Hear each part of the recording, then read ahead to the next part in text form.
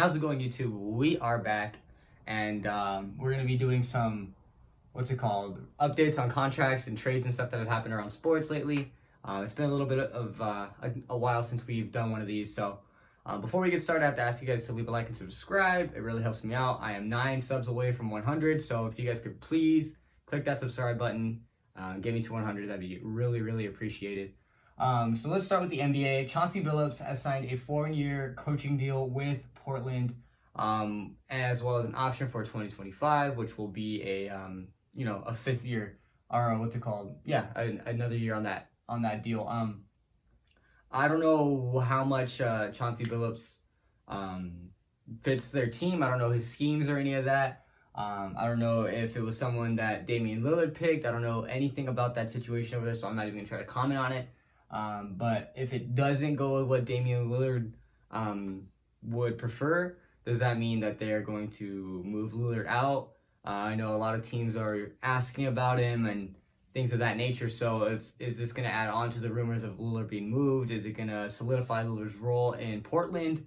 There's a lot of questions to be asked, and we have the entire summer to ask them. So the Portland has a head coach now, so that's out of the way. They got it done early before the offseason even started, which is probably a smart move. You never really want to wait too long to get your coach and have him meet the players and stuff like that. On to the MLB. Toronto and Miami made a decently minor trade for depth pieces. Adam Simber, a bullpen arm, and Corey Dickerson, an outfielder, get traded to Toronto in exchange for Joe Panik and Adam McInvale. Dickerson has some power, left-handed power, good against the righties, not so much against the lefties. Will probably play platoon time in Toronto and try to get them back into contention for that division, try to get them that title. I think it's a division that they can easily win. I think they're playing some of the better baseball in that division. They just haven't had the results to climb up the ladder. I believe they are 3rd place right now, behind the Rays and the Red Sox. The Yankees lost a heartbreaker today, man. It's horrible. So they're in 4th, and it's a pretty competitive division. I think that they can definitely win it. To be honest, I think they're the best team in that division. But they get another bullpen guy, and they get an offensive depth piece, platoon piece against righties, and they lose infield depth in Joe Panik and the prospect in Andre McIntyre, not Adam, Andre McIntyre. So Joe Panik is a utility guy, can play all over the diamond pretty much. At least anywhere in the infield. Contact guy, can hit lefties and righties decently. Not gonna hit too high above 250 if he does. Gloves okay, but they have a pretty stacked infield over there as is. Hard to find time for him in that lineup. He will go find more time in Miami. And Andre McInvale is, he was a 37th rounder, 4.10 ERA in 2 seasons in the minor leagues. So, maybe there's something that Miami thinks that they can, work on, project arm. And, I think it's a pretty good deal for both teams. Both teams get something that they need. Infield depth for Miami and a possible pitching prospect and bullpen guy and an outfielder for Toronto. I think it's a pretty fair deal all the way around. I think Toronto gets the better of it right now based that they get the better players. But that's that for that trade. Tight end Kyle Pitts, 4th overall pick for the Falcons, gets a fat contract to start his career. 4-year, $32.9 million deal. Fully guaranteed. Atlanta is taking care of this kid. And he also has the 2025 club option as well for the extra year. It's just, they're handing their money to him. They're paying him. They're taking care of him. This is good. They want to keep this kid happy because this guy could be a stud tight end. He could be one of the better tight ends in the league really, really quickly. It's not, I'm not surprised they took him that high. A lot of people thought they were going to take a quarterback, but I don't think Matt Ryan was the problem over there. I think Matt Ryan played pretty well. They had defensive flaws. They lose Julio Jones, so they decide to go and add to their offense by getting Kyle Pitts, and I think it was a great idea. I think this kid's going to be a stud. I think he's one of the more talented kids in the draft, really, behind Trevor Lawrence.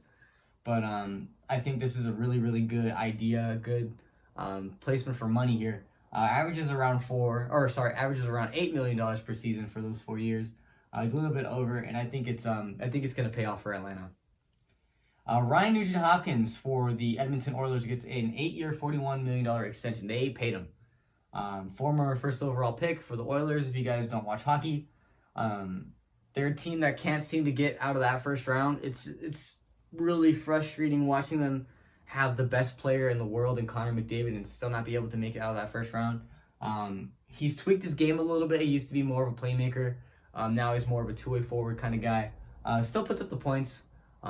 Probably around 65 points. Not going to be too much more than that, considering that Draisaitl and McDavid really score the most for them. Nice depth piece. I mean, third line center, penalty killer, power play guy. You know, he's good. And $5 million plus it's a reasonable number for a guy that can produce the way he does. Obviously, he didn't think that he can go and get 6.5 anywhere else, so he signs that 8-year deal. The security is there, and try to help Edmonton get to that next level because they really need to get out of that first round probably within the next 2 years if they want to hang on to McDavid and Draisaitl, or else those guys are going to leave and it's going to be a full-on teardown in Edmonton again.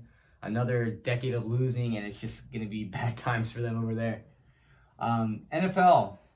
Back to the NFL. The Saints signed right tackle Ryan Ramczyk to a 5-year, $96 million deal. That's like a 19 mil, I believe, around 19 million. This guy's one of the best tight ends, one of the best right tackles in the league, and they are handing him best right tackle in the league kind of money. Really, one of the corner pieces of that offensive line. He really just holds it down for them. It's going to keep, I think it's going to be Jameis Winston safe on that side of the field. Opens up the holes for Alvin Kamara. When you have a good offensive line, it really does so much for your offense. Gives your quarterback time to breathe, gives your running back holes to run through. It's such an essential piece. And when you lock them down like this for 5 years, pay them, take care of them, barring that they don't get injured, it could really, really benefit your team in all the right ways. And that's really a good safe space to put your money because that's one of the best, most important parts of the team is that offensive line.